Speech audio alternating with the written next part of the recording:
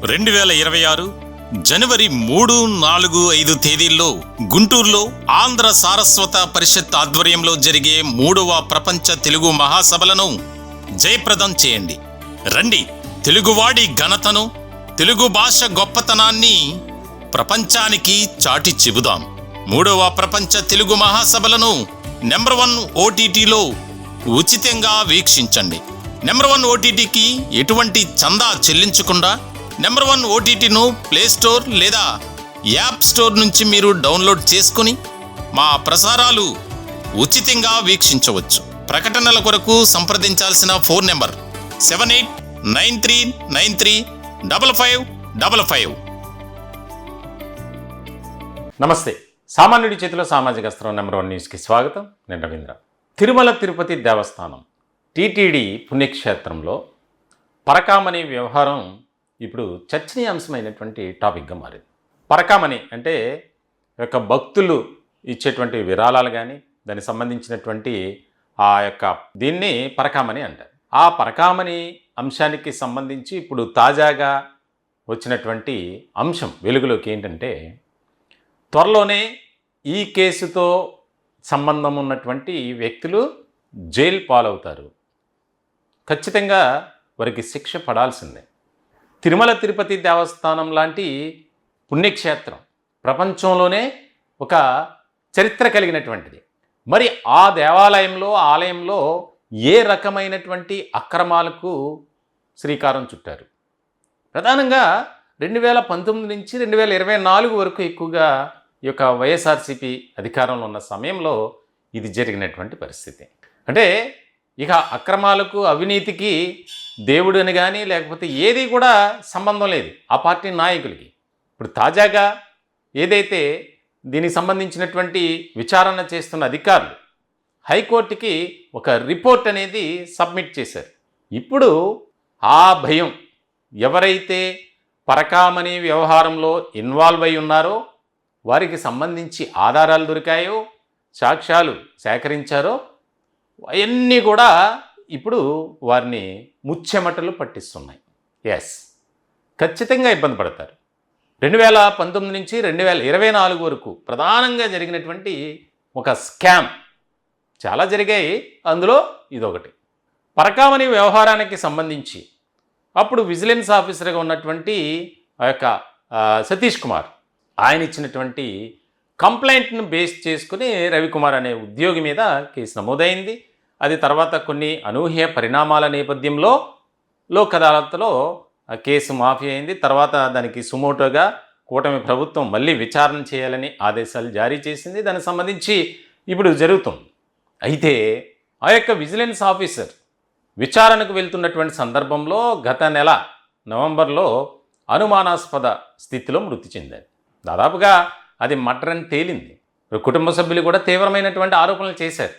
ఇప్పుడు ఈ పరకామణి వ్యవహారంలో ఏదైతే అప్పటి చైర్మన్లు బోమన కరుణాకర్ రెడ్డి, వైవి సుబ్బారెడ్డి, అలాగే అధికారుల నుంచి కూడా ఎగ్జిక్యూటివ్ ఆఫీసర్ ఎవరైతే ధర్మారెడ్డి ఉన్నారో అందరినీ కూడా విచారించారు. దాదాపుగా ఈ పరకామణి వ్యవహారంలో 30 మందిని ఇప్పటివరకు విచారించారు.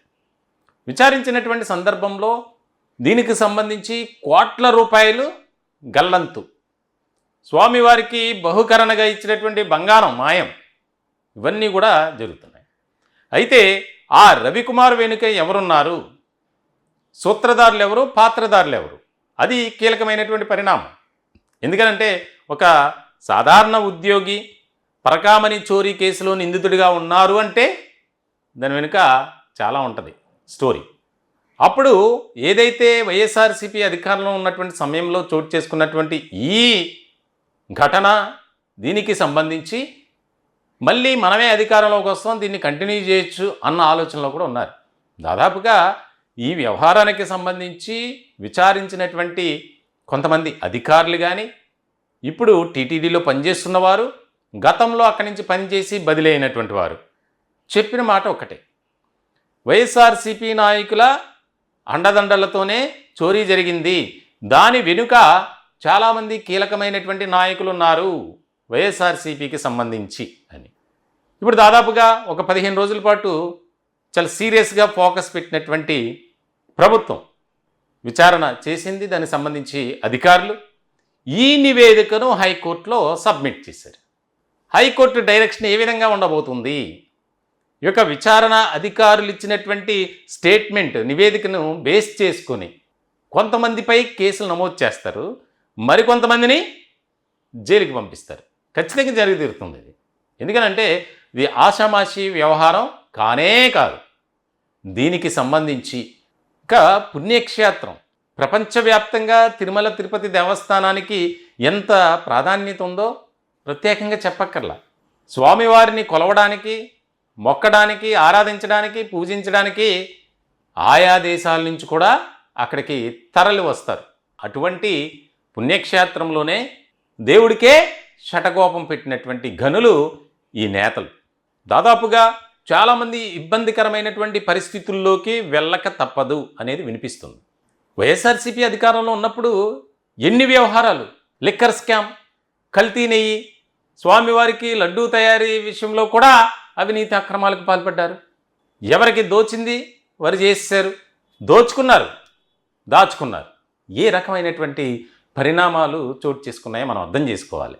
సంబంధించి ప్రతి ఒక్కరూ ప్రజా సంఘాలు కావచ్చు, హిందూ సంఘాలు కావచ్చు, కుల మతాలకు అతీతంగా డిమాండ్ చేస్తుంది ఒకటే: ఎవరైతే దేవుడి సొమ్మును దోచుకున్నవారు ఉన్నారో, దాచుకున్నవారు ఉన్నారో వారిని కఠినంగా శిక్షించాలి. దీనికి సంబంధించి ఎవరిని కూడా ఉపేక్షించకూడదు.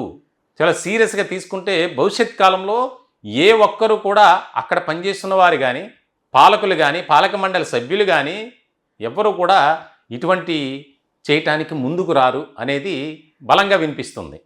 దీనికి సంబంధించి తాజాగా ఏదైతే సిఐడి డీజీ రవిశంకర్ ఉన్నారో ఆయన కీలకమైనటువంటి నివేదికను హైకోర్టుకి సబ్మిట్ చేశారు.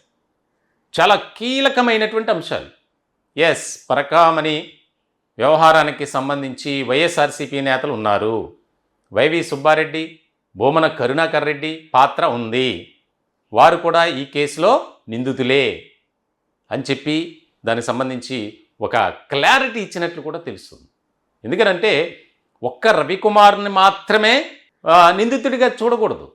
అతనితో ఎవరు చేయించారు, ఎందుకు చేయించారు, ఏ సమయంలో చేయించారు, మళ్ళీ లోక్ అదాలత్ దాకా వెళ్ళి దాన్ని సెటిల్మెంట్ ఎందుకు చేసుకున్నారు, ఈ అంశాలన్నీ ఆ నివేదికలో ఉన్నాయి. ఇప్పుడు ఈ వైఎస్ఆర్సీపీ నేతలకు క్షణక్షణం భయం అన్నట్టుగా ఉంది. ఈ కేసుతో ప్రమేయం ఉంది అనుకున్నవారు మొత్తానికైతే త్వరలోనే దీనికి సంబంధించి హైకోర్టు కీలకమైనటువంటి ఉత్తర్వులు, ఆదేశాలు జారీ చేసే అవకాశాలు ఉన్నాయి. ఖచ్చితంగా చాలామంది ఇబ్బందికరమైనటువంటి పరిస్థితులను ఎదుర్కొంటారు అనేది చర్చ జరుగుతుంది. ఖచ్చితంగా శిక్షించాల్సింది. ఎందుకంటే పవిత్రమైనటువంటి పుణ్యక్షేత్రంలో దొంగలుగా మారినటువంటి ఈ నేతలు, అధికారులు ప్రతి ఒక్కరూ నీకింత నాకెంత ఈ రకమైనటువంటి విధానంతోనే దోచేసుకున్నారు. మొత్తానికైతే చాలా సీరియస్గా కూటమి కూడా ఫోకస్ పెట్టింది. ఆ నిందితులు ఎవరైతే ఉన్నారో వారందరినీ ఖచ్చితంగా శిక్షించాల్సిందే, చట్టపరంగా చర్యలు తీసుకోవాల్సిందే అన్నట్లు కూటమి పెద్దలు వెళ్తున్నారు ముందుకి. ఇంకా ఈ పరకామణి వ్యవహారంలో ఎంతమంది బయటకు వస్తారు, ఎంతమంది జైలుకి వెళ్తారు కీలకమైనటువంటి నేతలు అనేది చాలా ఇంట్రెస్టింగ్గా మారినటువంటి అంశం. ఈ టాపిక్పై మీ విలువైనటువంటి అభిప్రాయాల్ని కామెంట్ రూపంలో తెలియజేయండి. దయచేసి మా ఛానల్ని సబ్స్క్రైబ్ చేసుకోండి. Thank you.